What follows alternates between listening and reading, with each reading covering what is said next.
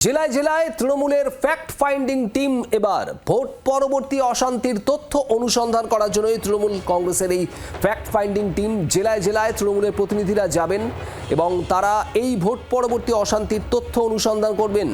তৃণমূলের প্রতিনিধি দলে সুস্মিতা দেব থাকছেন, দোলা সেন, তন্ময় ঘোষের মতো রাজ্য নেতারা থাকছেন। তৃণমূলের প্রতিনিধি দল জেলায় জেলায় যাবে, ফ্যাক্ট ফাইন্ডিং টিম গঠন করে ভোট পরবর্তী অশান্তির তথ্য অনুসন্ধান করবে তৃণমূল কংগ্রেস জেলায় জেলায় গিয়ে। আর সেই লক্ষ্যেই তৃণমূলের এই টিম গঠন, ফ্যাক্ট ফাইন্ডিং টিম গঠন করে জেলায় জেলায় ভোট পরবর্তী অশান্তির তথ্য অনুসন্ধান করবে। নির্বাচন পর্ব মেটার পর, গণনার পর থেকেই এই ভোট পরবর্তী অশান্তির অভিযোগে সরব হয়েছে তৃণমূল কংগ্রেস। আদালতে মামলাও দায়ের হয়েছে। সেই মামলায় সওয়াল করেছেন স্বয়ং তৃণমূল নেত্রী মমতা বন্দ্যোপাধ্যায়। বিধানসভায় গতকাল আমরা দেখেছি, বিধানসভার প্রথম অধিবেশন নতুন সরকারের পর, সেখানেও এই বিষয়টা তোলা হয়েছে তৃণমূল কংগ্রেসের তরফে। আর এবার এই ভোট পরবর্তী অশান্তির তথ্য অনুসন্ধানে টিম জেলায় জেলায় তৃণমূলের প্রতিনিধিরা যাবেন। ঠিক কি অভিযোগ রয়েছে, আদৌ কি কোনো অভিযোগ রয়েছে, সবটাই খতিয়ে দেখা হবে।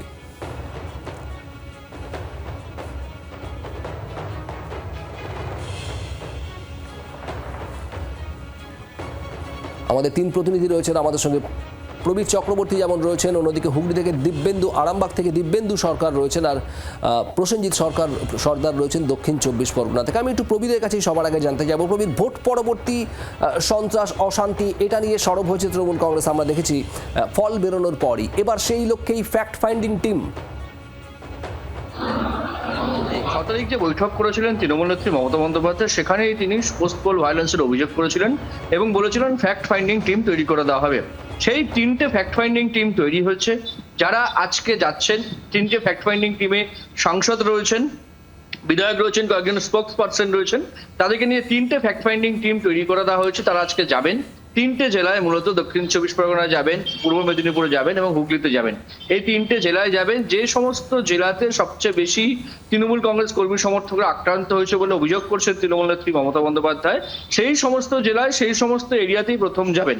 ইতিমধ্যে মমতা বন্দ্যোপাধ্যায় নির্দেশ দিয়েছেন দলের সমস্ত বিধায়ককে, দলে যারা সংগঠনের দায়িত্ব রয়েছেন, যে জেলায় জেলায় এই তালিকা তৈরি করতে, যে কারা কারা ঘর ছাড়া, কবে থেকে ঘর ছাড়া এবং কোথায় কোথায় কারা আক্রান্ত, বিভিন্ন বিষয় সেই তালিকা তৈরির নির্দেশ দেওয়া হয়েছে। গতকাল বিধানসভা পরিষদীয় বৈঠকেও দেখা গেছে শোভনদেব চট্টোপাধ্যায় তিনি নির্দেশ দিয়েছেন বিধায়কদের তালিকা তৈরি করতে। এবার একদিকে যেমন আমরা দেখেছি যে মমতা বন্দ্যোপাধ্যায় হাইকোর্টে গিয়েছিলেন পোস্ট পোল ভায়োলেন্স রুখতে, তাদের কর্মীরা আক্রান্ত হয়েছেন ঘর ছাড়া, তাদের সাহায্য করতে। পাশাপাশি দাঁড়িয়ে মমতা বন্দ্যোপাধ্যায় নির্দেশ দিয়েছিলেন তেমন ফ্যাক্ট ফাইন্ডিং টিম গঠন করা হয়েছে। সেই টিম আজকে থেকেই বিভিন্ন জেলায় যাবে। মূলত আজকে 3টে জেলায় যাবেন 3টে টিম। সেখানে পূর্ব মেদিনীপুর থাকছে, হুগলি থাকছে এবং দক্ষিণ 24 পরগনা থাকছে। শুভদীপ। নজর রাখো প্রবীর, অর্থাৎ দক্ষিণ 24 পরগনা, পূর্ব মেদিনীপুর এবং হুগলি, এই 3 জেলায় আপাতত যাচ্ছে তৃণমূলের প্রতিনিধি দল, ফ্যাক্ট ফাইন্ডিং টিম। 3টে দল এই 3 জেলায় যাবে এবং তারা গিয়ে তথ্য অনুসন্ধান করবে।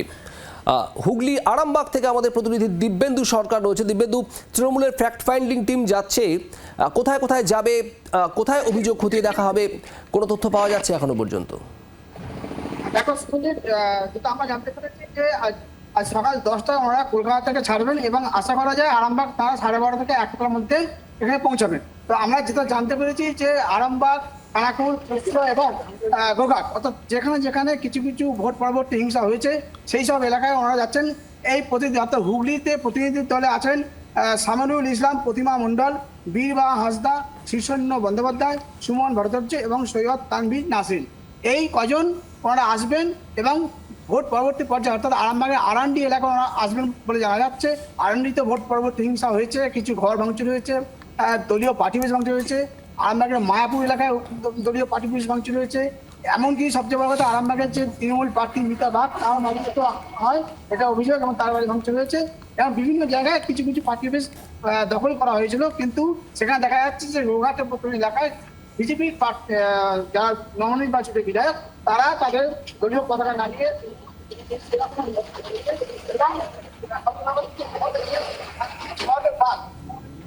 বোঝা যাচ্ছে মোটের উপর বক্তব্য দিয়ে আরামবাগ এবং সংলগ্ন একাধিক জায়গায় আজ যাওয়ার কথা এই প্রতিনিধি দলের। আর একই রকমভাবে দক্ষিণ 24 পরগনাতেও যাবে তৃণমূলের ফ্যাক্ট ফাইন্ডিং টিম। প্রসেনজিৎ সর্দার আমাদের অপর প্রতিনিধিও রয়েছেন।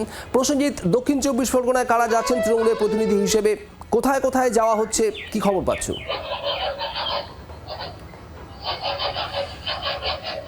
দেখো, এখনো পর্যন্ত শুভদীপ যেটা আমরা জানতে পাচ্ছি যে বাসন্তীতে প্রথমে এই তৃণমূলের যে টিম তারা কিন্তু আসছে, এবং যেটা বাসন্তী যিনি এখন বর্তমানে বিধায়ক হয়েছেন নীলিমা মিস্ত্রি, তিনি জানিয়েছেন যে রাজ্য স্তর থেকে এই বিধায়ক বা সাংসদরা তারা আসবেন এবং বাসন্তীতে যেভাবে ভোট পরবর্তী যে হিংসা, সেখানে 190খানা ঘর জ্বালিয়ে দেওয়া হয়েছে এমন তিনি অভিযোগ করেছে বা ভাঙচুর করা হয়েছে।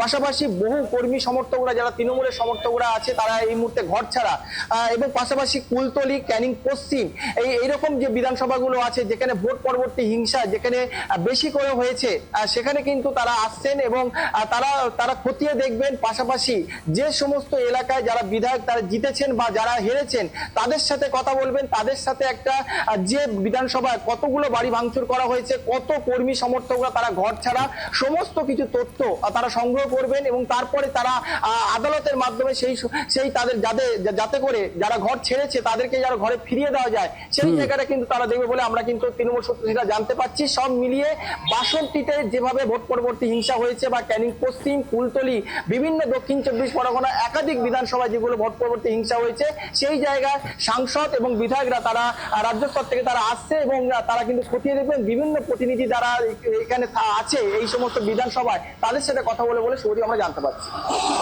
ধন্যবাদ প্রসেনজিৎ, দিব্যেন্দু, প্রবীর, তোমাদের তিনজনকে ধন্যবাদ।